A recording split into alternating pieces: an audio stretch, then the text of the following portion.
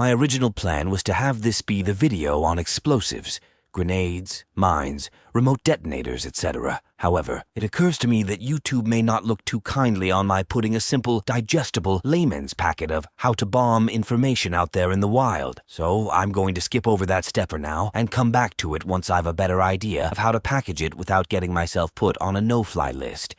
In any event, last time we discussed in very broad, borderline cosmological terms the basics of kinetic weapons. Therein I made the case that dumbfire ordnance combined with drones for spotting was the way of the future. A few of you made some salient points about how the war in Ukraine is equally being decided by what are effectively kamikaze drones, 2 or 3 of which can destroy a tank given the right positioning and payload. And also someone made mention about how the benefit of precision munitions, as opposed to saturation bombardment, would also make the enemy less inclined to hide in civilian centers, as the ability to thread the needle, to hit only what you mean to hit, nullifies the efficacy of human shields, thus limiting collateral damage, and also not giving those same otherwise victims any more reasons to fight against you than they already have. However, I'm genuinely surprised nobody so much as brought up energy weapons. Though I fully understand why they're not viable for anything smaller than a warship, and in my view won't ever be viable, at least not in any of our lifetimes, for anything other than space combat, where the lack of atmospheric lensing and the need to conserve mass as much as possible would lend far more credit to the idea of mass laser banks, particle beams, or plasma cannons. Of course, that doesn't absolve these weapons of their innate technological shortcomings, namely that light diffuses with distance regardless of the medium,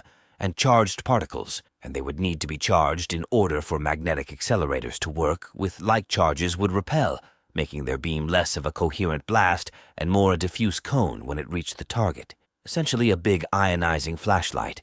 An unpleasant thing to be shot with, sure, but hardly world-devastating, unless employed in a solar flare sort of fashion. Now, as per my usual style, I won't go super hard on the technical specifics, since other, more established channels like Space Doc, Science Insanity, and Generation Tech have already expounded on these and other related topics in sufficient depth that I'd just be ripping them off, but I will go over in brief the relative strengths and weaknesses, assuming we have the relevant technology for it to be tenable, obviously, of each major category insofar as it applies to mechs and mech warfare. Also, as should hopefully go without saying, but which I'm going to say anyway since this is the internet, this whole video, and containing series, should be considered with a celestial-sized asterisk linked to the phrase, given the limits of our current year technology. As well, I'll refer you to my big red, I'm not an expert button for any, actually concerns or comments you may have.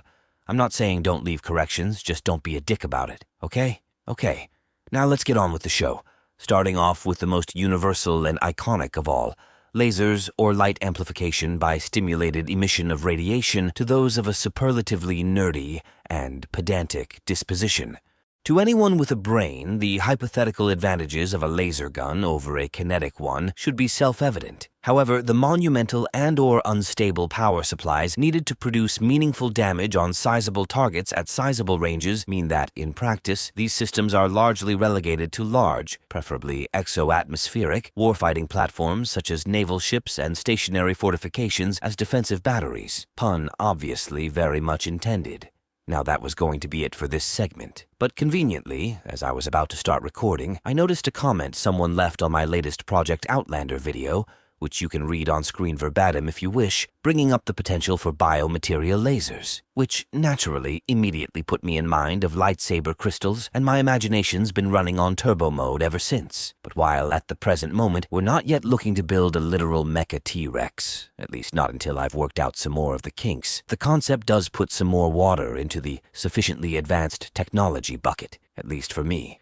But anyway, next on the agenda, particle and/or plasma beams. In virtually all instances, essentially an EM coil that accelerates charged particles, or ions, up to large percentages of light speed before unleashing them in a given direction. As with lasers, the advantages of such a system should be intuitive to anyone possessed of the most rudimentary logical faculties. However, just like with lasers, charged particles suffer from the same issue of diffusion over great distances. Basically, since the particles all share similar charge, and since like charges repel, and plasma, being superheated, wants to expand, if the particles are not somehow neutralized before emergence, they'll dissipate harmlessly into an effulgent cone before reaching their target. essentially going from the Death Star to a glorified maglite. Third, flamethrowers. Though not normally considered an energy weapon, since it doesn't rely on kinetic force to do damage, in my book, both literally and figuratively, these devices fit the bill like a custom-made glass shoe. Do I really need to explain more about this? If the name's not clue enough, if you didn't fall out of a quantum vortex just the other morning, I guarantee you've seen not one, but likely many of these things in action before.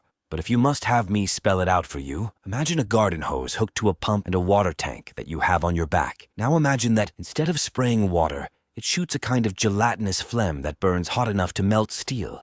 From there, just so long as we're on the subject of energy, just as the pros of a pocket solar flare should be as self-evident as the fingers on your own hand, so should those of a portable shield generator or cloaking device. Though, again, the energies incumbent on such a system are hard to overestimate. They pale in comparison to the veritable engineering mountain range that is developing a light, cool, non-toxic, non-radioactive, non-solid, transparent bubble durable enough to sustain comparable damage to normal material armor, but also the advantage of having a light, portable, collapsible, self-sustaining, self-repairing defense mechanism are nigh impossible to overstate. For instance, in Halo lore, Master Chief's Mark V armor shields are said to have a fail strength of around 15 megajoules. A quick consultation with Dr. Google informs me this is equivalent to the kinetic punch of 37.62 by 39 rounds. So someone would have to dump a full AK magazine into Chief just to drop his shields, and then still they'd have to contend with Mjolnir's titanium body plates, which a brief follow-up with the cogitologist reveals can be up to an inch thick in places, and obviously a Spartan's not just going to sit there politely while you do that.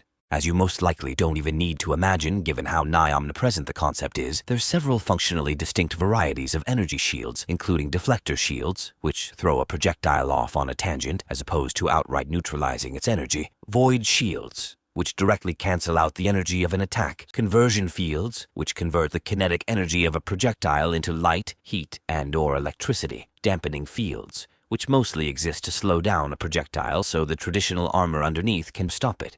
And then there's stealth, or cloaking fields, of which we find two major categories, which I've chosen to name Null and SCP, or someone else's problem.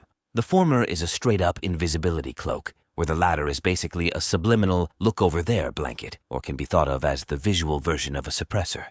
And with that, we bring yet another case in the MechTech files to a tentative close. As I've said so routinely by this point, it could be my new catchphrase. I'm a professional idiot, not an engineer, not a soldier. My expertise is in fantastical illusions, not real-world physics. So leave your comments, questions, and/or corrections in the usual spot, or come join the Discord for more conversations along these same trajectories. And of course, consider leaving a like and hitting the subscribe button if this sort of thing is to your liking. If you think me worthy, and you have one to spare, consider tossing a coin into my hat, or checking out my novel series on Amazon if you're into strange, esoteric fantasy with a flavorful dash of real science thrown in. And until next time, stay safe. Stay sane, and remember, life's too short to take seriously. Peace.